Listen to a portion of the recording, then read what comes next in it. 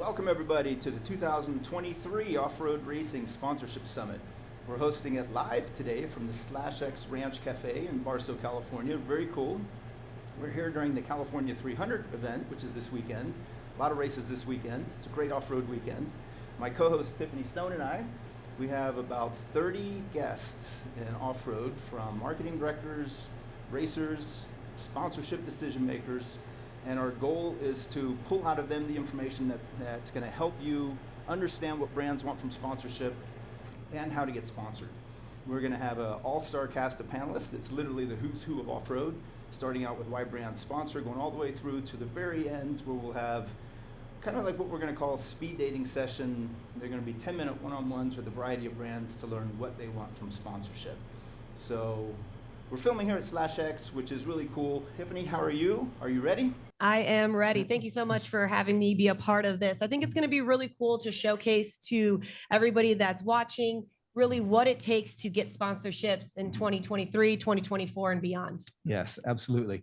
And a lot of getting sponsored and making a career out of racing is not just getting the sponsor, but keeping the sponsor and keeping the sponsor long-term. And that's what we're going to go into today. So I'll start out real quick with overview of what brands look for from sponsorship. Then Matt Martelli, who's the CEO of California 300 and the Mint 400, is going to give a state of the off-road industry. And then we're going to jump right in and start doing our sessions. So if you guys are ready, everybody on the screen, can you give me a thumbs up? Can you hear me? Can you hear us? All right. That's a lot Lots of thumbs. up. That's good. Those are good thumbs. Those are good thumbs. And then there's some people there, I think, still admitting, or I don't know what all those signs are, but all right, don't worry about that. All right, so we are ready to go. I'm going to hop out. Yeah, let's do that. Why don't we get Matt over here? We'll get Matt in right here. Come on over, Matt. So real quick, when it comes to getting sponsored, it's not just about creating marketing material and sending it out to anybody who has marketing director in their title on a business card. There's a logical process. And I like to say that getting sponsorship is, the 80-20 rule applies. 80% of it is logic and 20% is luck. Luck is when preparation meets opportunity. So if you're prepared, you can always be lucky. But the logic end, that's what a lot of people don't understand. And that's what we're going to hopefully convey today, is that if you understand the processes and the procedures and understand the logic and the economics of sponsorship, it'll increase your odds of getting sponsored. And off-road is a little bit different from other motorsports because it's very niche and it's a very tight-knit community. Matt's going to go into that in just a second. It's also a very diversified community with a lot of different types of racing, which is good because the opportunities that we can bring in, not just endemic brands, but also the non-endemic brands. Endemic brands have to prove functionality, and they usually sponsor because they're trying to show you why they can help you win a race. The non-endemic brands, they have to buy their way in. They have to pay their way for the visibility and the exposure, which is a word we don't like to use in off-road or in sponsorships. There's a lot of things that brands want from getting involved. Exposure is usually not one of them. So before we get into the meat, let's get Matt up. Matt, welcome. Thank you. Why don't you tell us what's going on in off-road? Yeah. Hey, first off, I'm stoked to be here, especially sitting right here in the mecca of off-road racing culture, Southern California, at a very special place to me, /X. If you haven't been here, you got to come check it out. Right now, we're on day 2 of pre-running for the California 300, which is personally a big deal to us, especially in that a lot of people didn't think that we could have a major desert off-road race again in Southern California, and we proved them wrong. So super exciting. Guys and gals are out pre-running right now, checking the course, making their course notes, and campers are starting to come in for camping. So we're going to have a really big weekend, exciting racing, 80-mile course, pretty spectacular course, I must say. Everybody who's pre-run it is really excited. And just getting into it, the off-road industry has grown over the past 10 years consistently, and we've never had the opportunities that we have in front of us now. We've got everything going on from new manufacturers getting into the space with OEM-based vehicles to youth racing to more women coming into racing. So we have a lot of momentum, and I'm just going to run you down some of the highlights.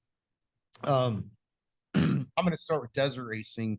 That's our forte. So although you could say that desert racing is a bit fragmented right now, there's never been more people participating in desert racing. The numbers continue to grow.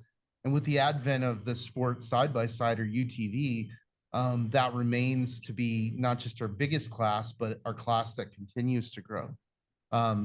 And with our new series, Unlimited Off-Road Racing, now we have a 3-race series in major markets that encompasses 40 million people within a 2.5-hour drive. So spectating and participating is going to be, growing over the next year, and we're really excited about that. As well as us implementing our prowess as Mad Media and implementing our content plan. So there's a lot going on in desert racing. South of the border with Score, they've been very consistent with their racing and putting on really good off-road races, and they've increased their visibility quite a bit with adding their live stream function. Although they're battling all the technical difficulties that everybody battles, we've definitely seen an increase in reach with those races. Here in the States, there's been more smaller race series that have popped up, not just in the Southwest, but all over the country with UTV racing. And we love that because that gets people into the space, and then they eventually come and race with us. We're also seeing more manufacturer involvement coming in, more sponsorship involvement coming into desert racing. So we look at it as, just additional growth throughout the years as we stabilize the market with our series. We'll be racing in January in Parker, bringing back the famed Parker 400, which was one of my favorite races as a kid. Hundreds of thousands of people spectated that race, and it was where the majority of racers and manufacturers debuted their vehicles in the legendary Thunder Alley, if anybody remembers that. So we will be racing and starting downtown Parker, just like the old days, and have lots of spectating for that race. And then in March, we roll into the Mint 400, and then back to California for the California 300 in October. And in between that, there's a whole lot of racing here in the Southwest with more Snore, and then in Mexico with Score. So lots going on in desert racing. To jump over to rock racing, there's been a new group that purchased Ultra 4 Racing and has taken it to new markets, which has been really cool. AOE, the organization, has invested into rock racing, into purchasing Ultra 4, and into increasing the visibility of it. They've had really solid live streams and a lot of good social media.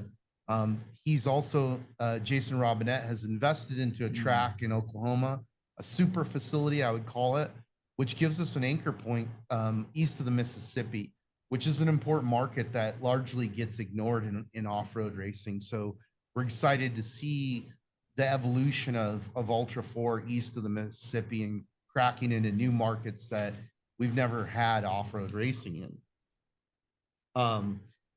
As well, I'm jumping over from rock crawling to short course racing.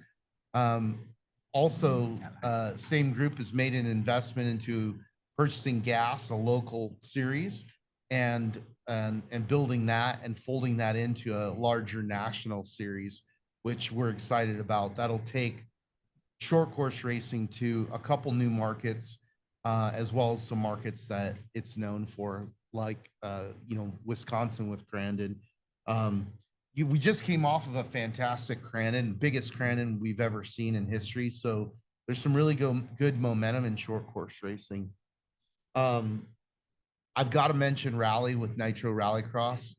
Travis Pastrana has done a great job promoting Nitro Rallycross. And they've actually integrated Class 11, which comes from desert racing. So it's tapped into the culture of desert racing, which is great. The sport continues to grow, continues to get integrated into new markets like Utah. They recently did a race at Jay, Oklahoma, at that facility that I was previously speaking about. And they'll be going to Canada as well. So they get to go to a few places that desert racing can't really go, which is cool. Jumping over to kind of the miscellaneous stuff, Red Bull continues their their scramble series, which is a really cool small event with racing UTVs, because they get to go into places that we've never been, like the Jersey Shore. They're doing a round in Alaska and a few other places like that. And we love that because it's leads more people into our forms of racing. And then Robbie Gordon, can't forget Robbie. He's been charging forward with the SST series and putting some awesome racing in front of the people at Long Beach Grand Prix and Nashville, Tennessee, markets that, you know, off-road racing typically wasn't at. So that's really cool to see. Dakar and Rally Raid continue to grow. Everybody pretty much knows what Dakar is. And now that we have some Americans racing in that series and doing well and winning, guys like AJ Jones, Mitch Guthrie Jr., Ricky Brabeck, Mason Klein, Skylar Howes, gives us somebody to cheer for. And especially in the series goes to now Saudi Arabia, the UAE, Morocco, and a few other places. It actually had a round this year in northern Mexico, which was really cool. So we will continue to see that series grow. And last but not least, but production vehicles, right? We have more production vehicles being produced now than ever in our history. And the Raptor ushered in that era, but now it's, you know, the Ram TRX, the new Toyota Tacoma, and obviously the sport UTVs. So we have never had this opportunity that we have right now to take advantage of new people coming into our sport. But we need your help. We need aftermarket companies to get behind races and sponsor races, and to get behind racers and sponsor racers, and really work together to help expose the sport and the culture to more eyeballs. We know we have a good product. We just need more exposure. Alex? And that's why we're here today. Racing is not going to grow from top down. One major brand or sponsor coming in, sprinkling money and hoping it trickles down to the teams. Motorsports are only going to grow if every race team and driver is better funded, and if it grows from grassroots bottom up. The goal of today, I mean, you saw that off-road is strong, the industry's strong, the industry's large, but the money that's funding the industry is quite limited. So we have to look outside the industry. We need to bring in new funds from sponsors.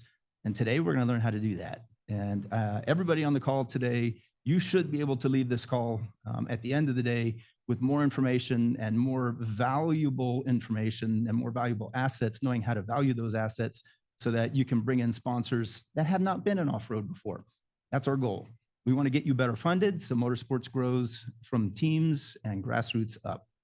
So with that being said, why don't we queue up our very first panelist? Thank you, Matt. Thank you so much.